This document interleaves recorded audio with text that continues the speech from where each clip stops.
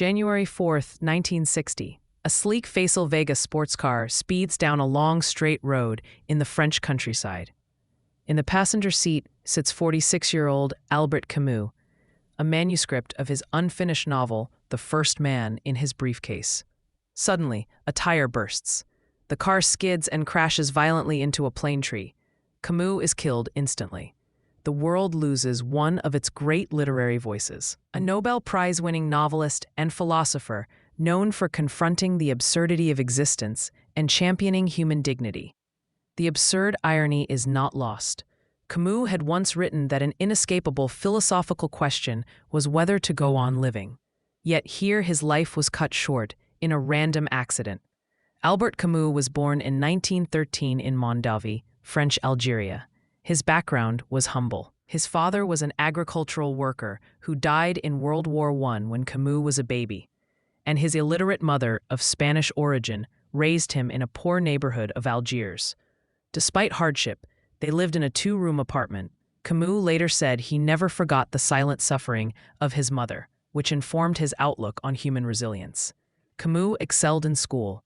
He was a bright, athletic young man, passionate about football, soccer, and the outdoors of the Mediterranean. Camus attended the University of Algiers, studying philosophy, but tuberculosis struck him at 17 and recurrently thereafter, ending his athletic dreams and instilling a sense of mortality.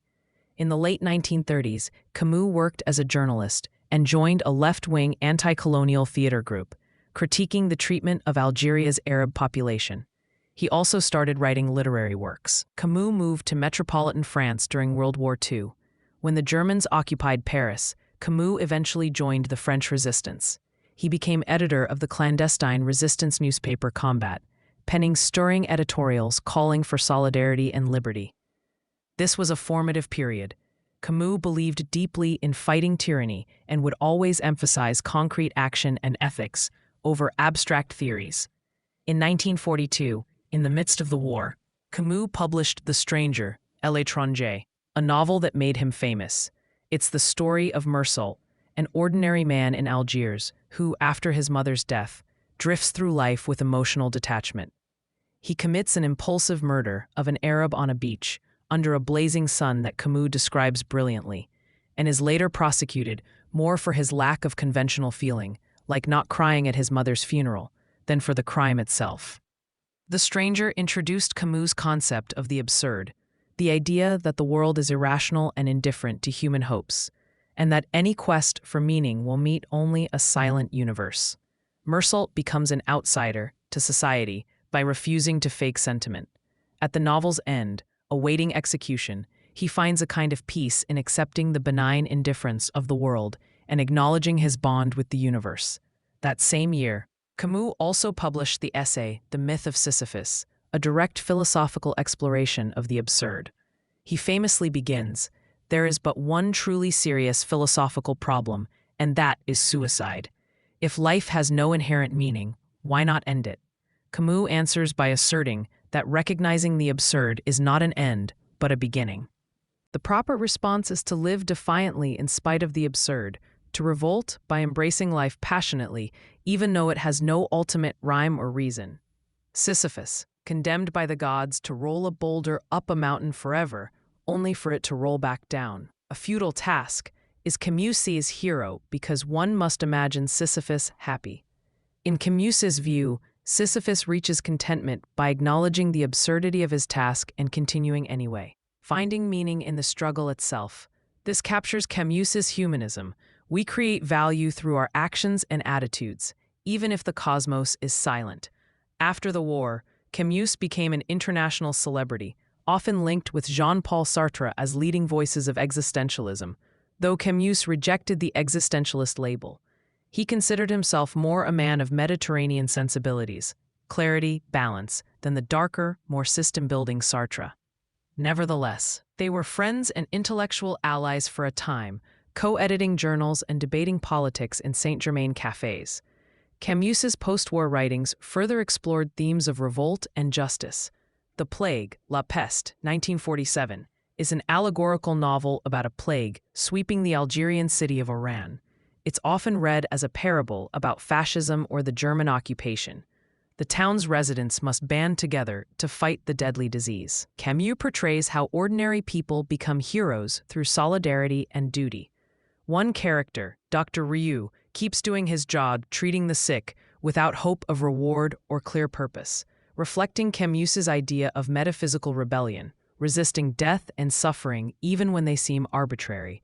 The plague struck a chord in a world recovering from war, conveying a message of human decency and perseverance amid collective catastrophe. Camus also wrote The Rebel, L'Homme Révolté, 1951, a lengthy philosophical essay examining the nature of rebellion and revolution. In it, he distinguishes between rebellion that affirms shared humanity and revolution that turns totalitarian. Camus critiqued the excesses of both fascism and communism in the book, attacking the idea that any utopian end justifies murderous means. This put him at odds with Sartre and other Marxist intellectuals of the time, who saw the Soviet Union as a necessary counterbalance to Western imperialism. Sartre's journal published a scathing review accusing Camus of being naive and preachy. Camus replied angrily, leading to a bitter public break between the two friends.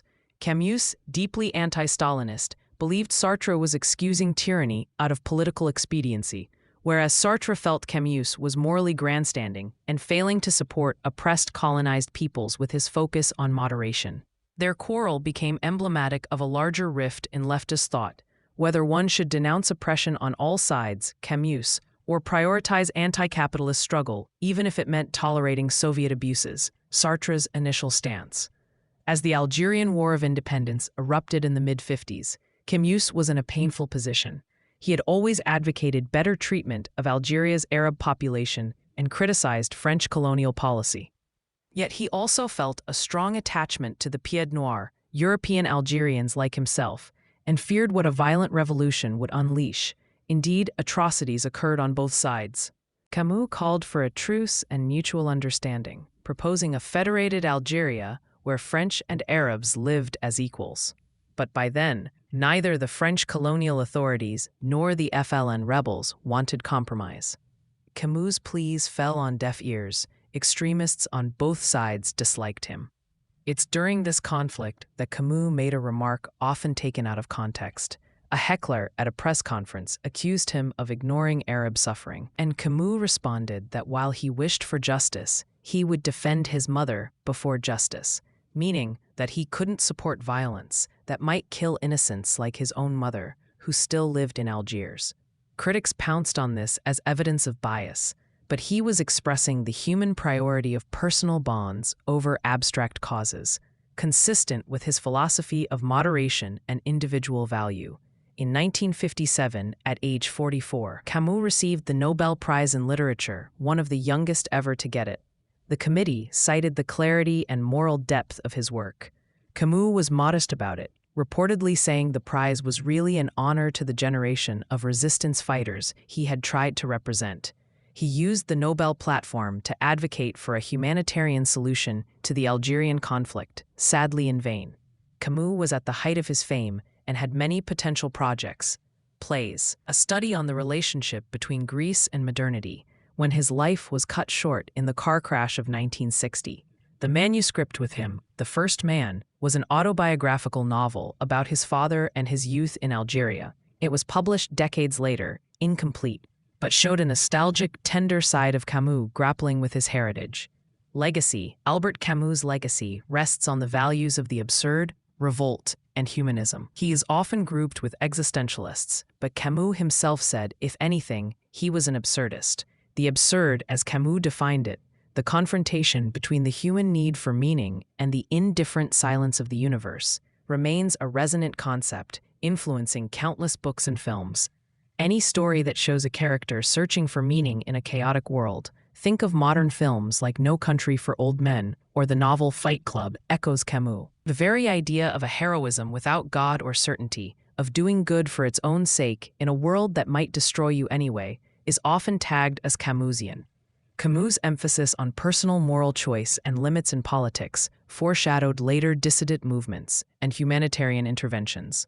When Eastern Bloc intellectuals in the 1960s and 70s pushed for socialist reform with a human face, They often cited Camus, not Sartre, as their inspiration. After the Cold War, Camus' distrust of ideological utopias and insistence on measured justice seemed vindicated to many. His novels remain widely read. The Stranger especially is a staple in literature classes worldwide. Its opening lines, "Today, Maman died," are among the most famous in 20th century literature.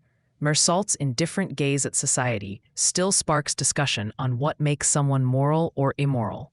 Is Mersault a monster for not crying at his mother's funeral, or is society monstrous for expecting artificial emotions? These questions remain intriguing to young readers. Religious and philosophical discussions find much to engage with in Camus.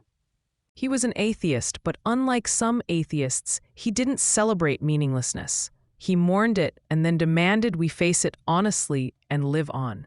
His notion of metaphysical rebellion, saying no to death and injustice, even though we know we can't eliminate them, is inspiring across ideological lines. Even some religious thinkers admire Camus' ethic of compassion and honest confrontation with suffering.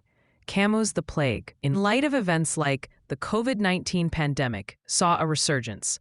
Its portrayal of a community dealing with quarantine, denial, and solidarity felt extremely relevant. Sales of The Plague spiked during 2020 as readers sought insight from Camus on how to live through a lethal plague with decency and courage.